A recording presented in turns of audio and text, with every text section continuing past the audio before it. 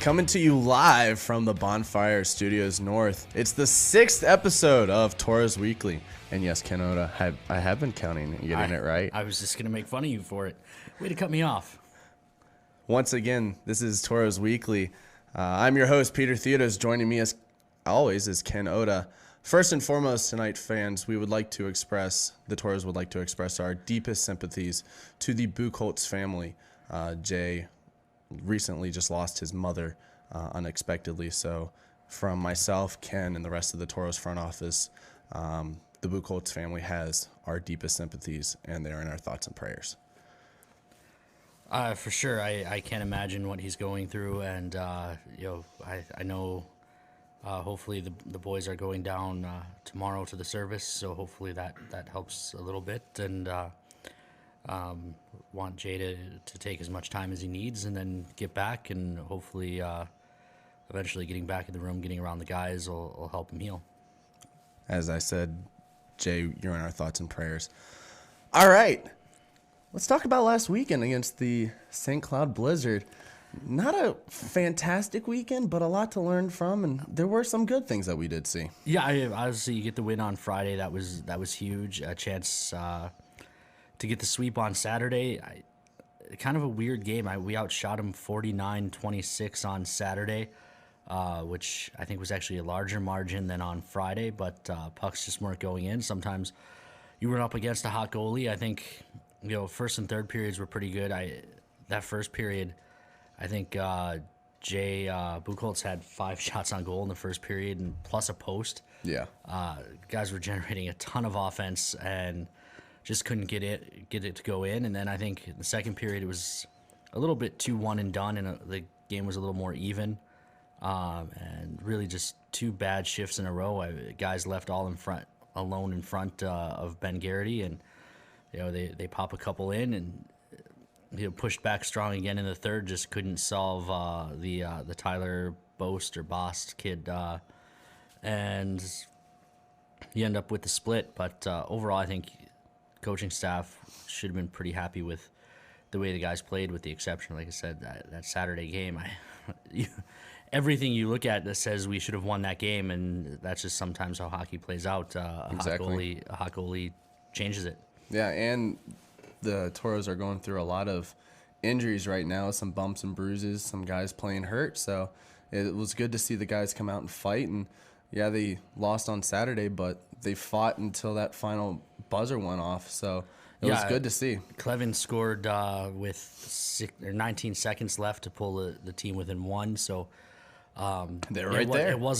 It certainly wasn't a situation of the team quitting, which you like to see the guys continue to battle like that. And actually, I think an underrated play, since it didn't work out, was right after Clevin scored that goal, win the ensuing faceoff at center, and it was going to be hard and time consuming to gain the zone cleanly, and Skinner just rifled one right from his own blue line into the goaltender's glove, and as the guys were pressuring, that forced him to hold on, which forced the offensive zone draw.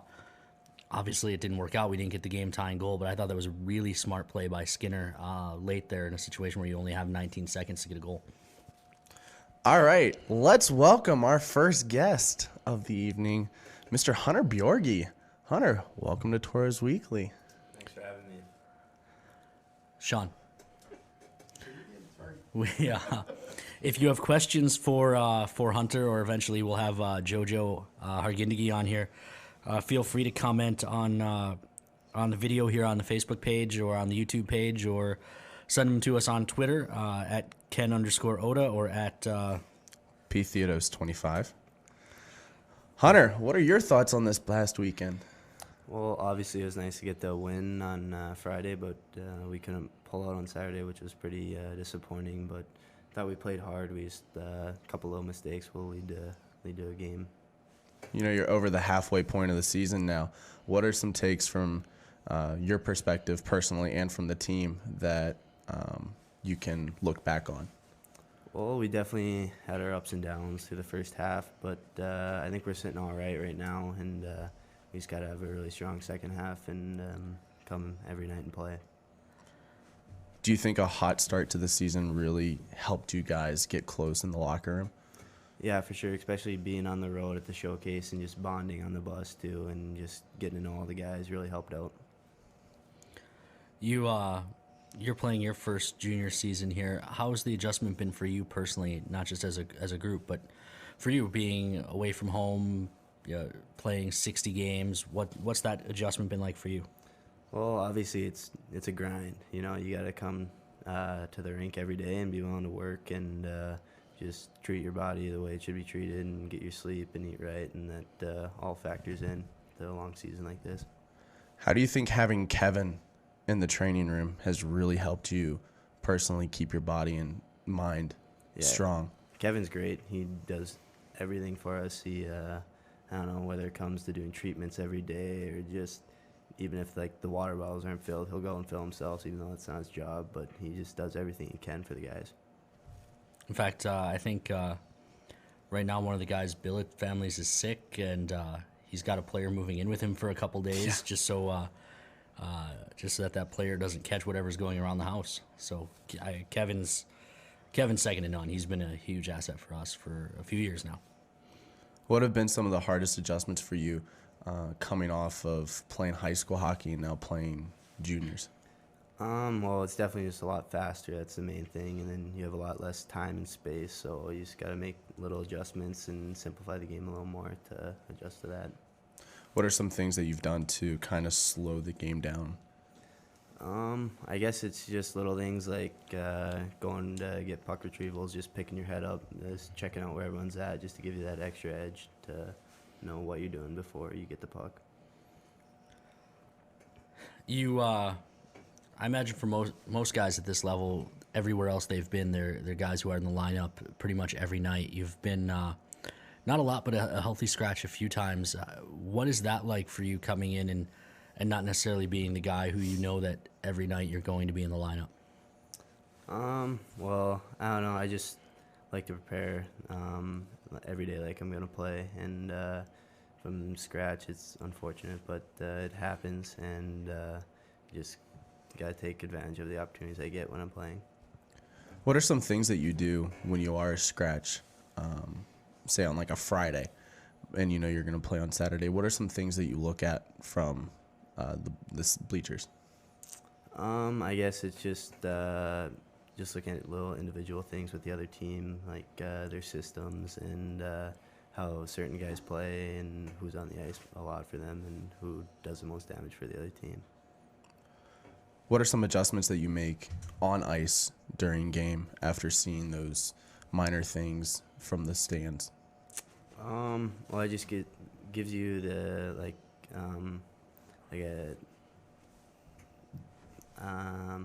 can't think of the word for it, but just the edge over them, like to kind of know what they're gonna do before they do it. You had a big fight this weekend. It's one of the better fights we've had in a few years. I should have went back and looked at the box score. I forget which guy from St. Cloud you fought, but he might not even remember that he fought you. You absolutely pummeled the kid. Was that your first hockey fight, and what triggered that? Yeah, that was my first fight. I guess I wasn't really even planning on going into the scrum, but I think there's a guy on top of Westy, so I tried pulling him off, and then another guy grabbed me and just started going. So I kind of was forced into it, but I don't know. I thought I did all right for myself. Was it? Looking back, did you? I imagine it's not necessarily fun in the moment, but just the reaction from the crowd and all that. Did you enjoy that? It's definitely kind of an adrenaline rush for sure. You know, I guess you don't really hear much in the fight, but after it's done, it's kind of fun. So I heard from one of your teammates, Sam Skinner, that you were really bad at Fortnite. I don't know if that's true.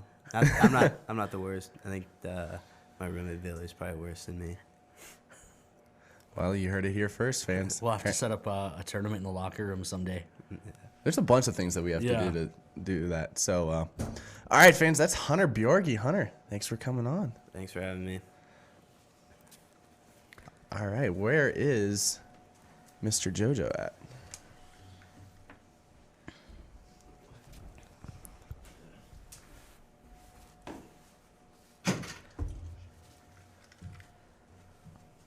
All right, fans, please welcome Mr. JoJo Hargenegi. JoJo, welcome to the show. Yeah, thanks for having me on.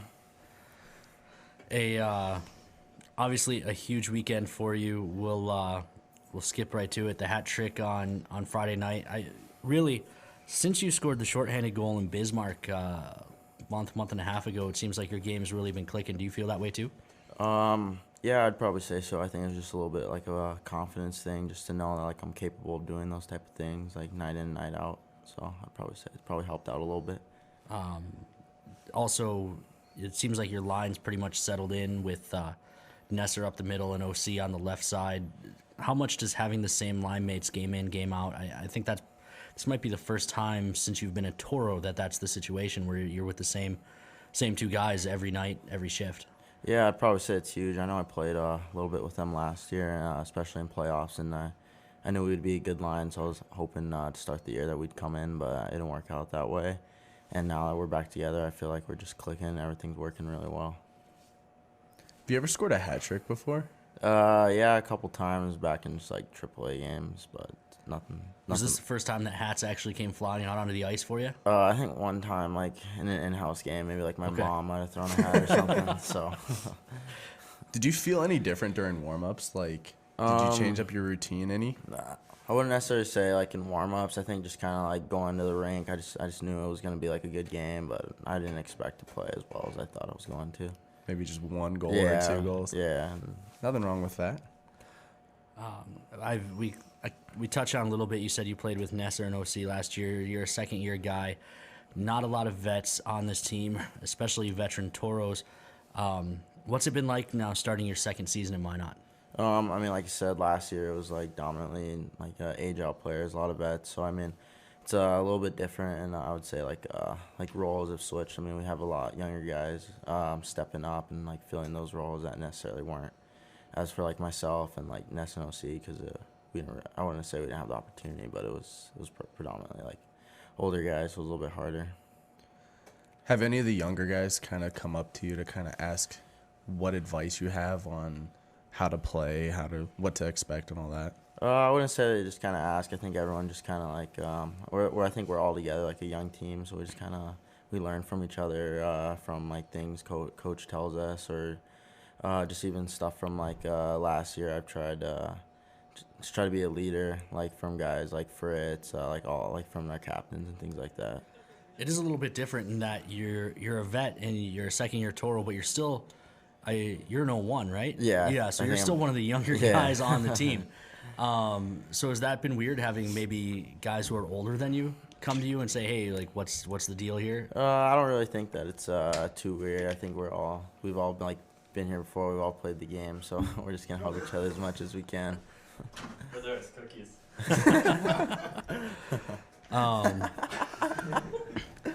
You've touched on it a little bit. We've got some of the guys out of the hot tub now coming up for cookies, but you touched on it a little bit. This year's team's a lot younger. How else is this year's team different from last year's club? I think last year, like I said, just everyone was older, a lot more experience, and I think this year, I think a lot more guys are familiar with each other, so it's more, I'd say more like a family type of bond that we have just right from the start, because everyone was familiar. I mean, like coming in, I knew probably like half the team, and then you have new guys like we have like Jay who knew like Clevin, like all the Minnesota Fargo yeah, Moorhead Fargo kids, Moorhead. yeah. So like I think coming in right away, like we all knew who each other was, so it wasn't really that. You don't have that awkward 2-3 weeks where everyone was just kind of keeping to themselves. You mentioned knowing a lot of the guys and how that's helped. There's a new guy in the locker room, but he's not new to you. Cody Sherman joins the team. He was up here last year for one game, and but you've played with him. You played with him 2 years in California? Yeah, for like 2 years. I think I probably played against him maybe a little bit longer than that. But yeah, I'm really familiar with him. He's probably like one of my best friends from back home. So it's nice to have like another California guy in the locker room. And looking back, like you guys both put up some really, really good numbers for the Anaheim Junior Ducks U16 team. Were you guys on a line together, or were you? I know. I don't really remember too much. I know our first year 16s we played together. It was me, him, and one of my other buddies, Jackson Niedermeyer. We were line, and then my second year 16s it got switched up a little bit, but like it was constantly like lines would always get rotated every now and then. So like we definitely do have some like good chemistry. We played PK together like our entire time, so it was pretty fun. Now, is that something you've told the coaching staff? I know you're out there killing penalties. You've got, what, 2 shorties already this year? Yeah, no, I haven't mentioned anything like that. I'll let them handle that. All right. I think that's all we got. So, JoJo, thanks for coming on. Yeah, thanks for having me. All right, we're going to call Hunter back over here really quick. Why? Why? We just want to show off these jerseys Yeah. these guys are wearing. JoJo, you can stand up, come back into frame here a little bit too. This weekend is our energy appreciation weekend with stuff going on. We've got the pregame party for a bunch of our energy industry sponsors, and then during the games we'll have these guys will be wearing these sweaters. Can we get you guys to show the shoulder patches off a little bit here? Yeah, I'll turn. We've got the oil rig and the natural gas logo.